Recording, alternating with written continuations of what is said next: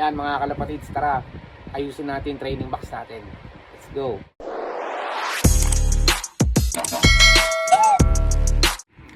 What's up sa inyo lahat mga kalapatids? Yan, magandang hapon. Bali, nandito tayo. Meron tayong panibagong project na naman. So, ito yung training box na aluminum na binigay sa atin ng tropang kalapatids. Ang tagal na. Isang taon na yata mahigit. Nakatambak lang dyan. Kasi nga, ang issue nito, ayan yung ano niya, sira-sira na. Hindi halos nagamit to. Ayan, yung ano niya, ang kulang. Tawag dito. Yung dito. Yung pinaka-cover niya, yung mantle niya. Ayan. So, ang mangyayari dito, pag ginawa natin to, magiging fix na siya. Hindi na siya matutupi. Ay, matutupi pa rin pala. Foldable pa rin naman pala. So, ayan, kaya meron tayo nito. Ito yung matagal na rin to, nakatambak lang. Nabili rin natin to dati dahil pang cover sa motor. Ayan o. Ito yung ilalagay natin dyan.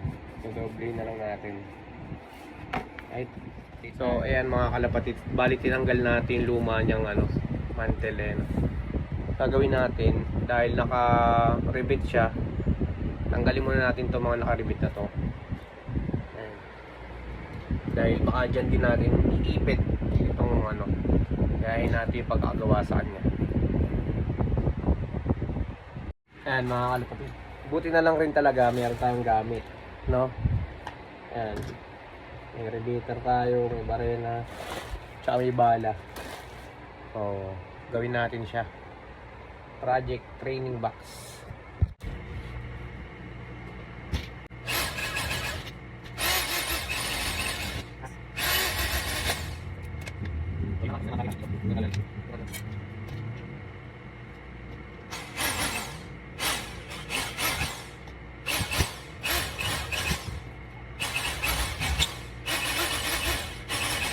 So ayan, baligay yung kakalabasan yan mga kalapatids. Ayan, nilagyan muna natin yung isa. Mamaya pakita ko na sa inyo pag natapos na natin. Ayan mga kalapatids, tapos na yung kabilang side. Kabila naman. Medyo angat-angat lang, pero pwede na to.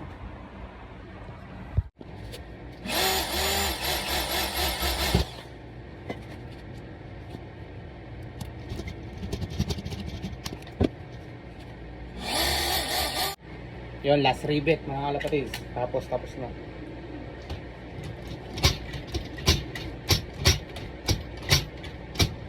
Pakita ko sa inyo.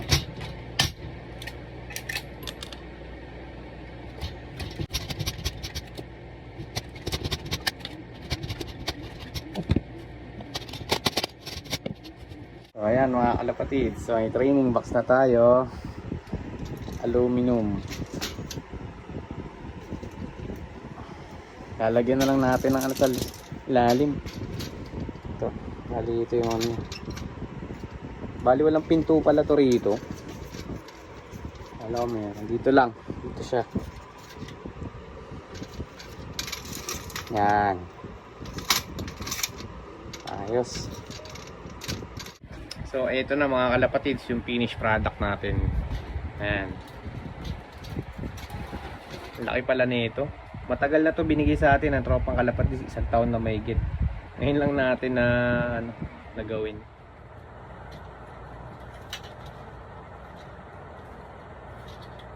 Ay.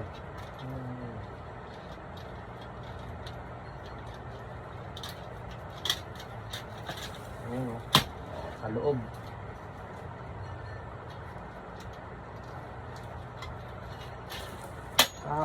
Tapos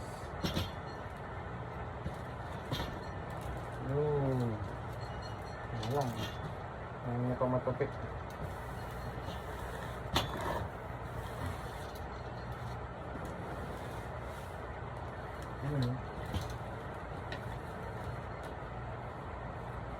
Matutupit.